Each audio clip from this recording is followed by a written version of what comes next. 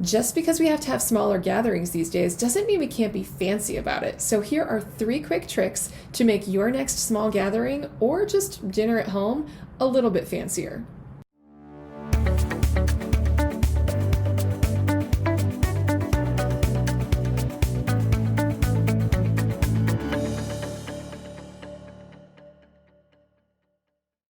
Hey everyone, it's Shelly from the Shelly Killinger Group here at Remax CSI. Today we are taking a break from real estate and we're doing something fun. We're talking about 3 quick tips to make your next small gathering, since they have to be small these days, or even just your next dinner date at home with your partner, a little bit more fancy. So if you know me, you know that I love to entertain. I love to have people over.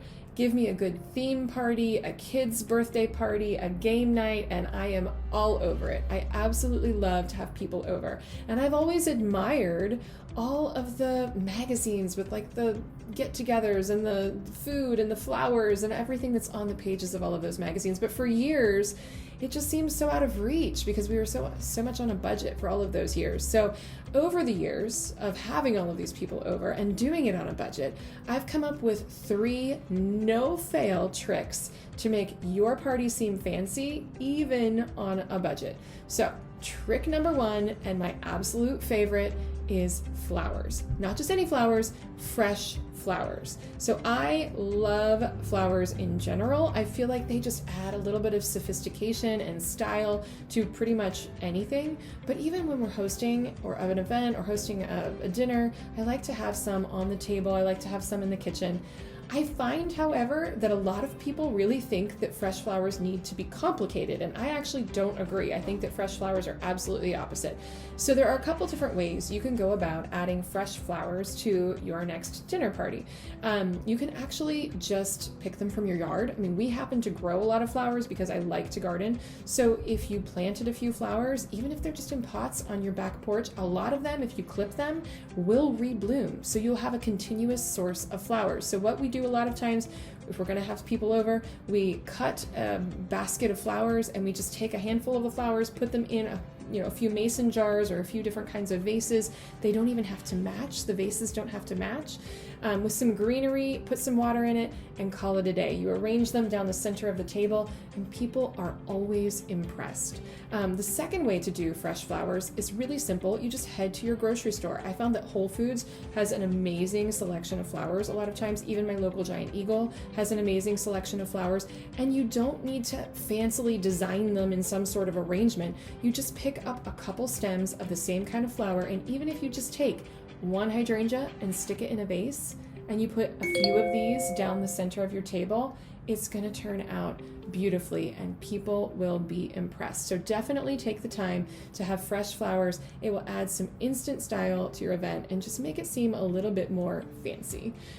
Trick number 2 is charcuterie. Now, if you want people to think that you really know how to throw a fancy dinner party and you really have no idea, you need to learn the art of charcuterie. Now, charcuterie, if you haven't heard of it, because my father never had until I introduced it to him like last year, it's a fancy way of saying meat and cheese and maybe some nuts and maybe some pickled vegetables on a tray, dressed up to look fancy. And it really doesn't need to be complicated. You can find everything that you need in your grocery store. So if you're putting together a charcuterie, you go to your grocery store, go to the cheese section. Now, I'm not talking Kraft singles here, not the deli. I'm talking the fancy cheese section. And I usually pick 3 or 4 cheeses, depending on how many people you're having over, and a couple meats. And that's where I start. So I usually get a sweet cheese, like a goat cheese with some blueberries on it, because that's sweet. I usually go middle of the road with a mild cheddar because everybody likes cheddar. And then usually I'll pick something like a smoked Gouda or a blue cheese or something like that, just to kind of break it up a little bit for something different. And then you throw some pepperoni and some Italian salami in there. I will pull like pickles from my refrigerator or peanuts, like honey roasted peanuts, and put them in a bowl straight from my pantry. Just whatever you have on hand. Dried fruit, if you have craisins or something on hand, put those in a bowl. And then I take a couple sprigs of like rosemary or dill and just put it in and around it, and it makes it look amazing. And I am telling you, your guest or your spouse will be really, really impressed. Now you can make it fancy. We have done charcuterie in the past that has like smoked salmon with like cream cheese dip and things like that, but you don't need to go to all that effort. And trust me when I say this trick works every single time. And guests don't know that it only took you 10 minutes to put it together. So trick number 2 is a good one, and that is charcuterie.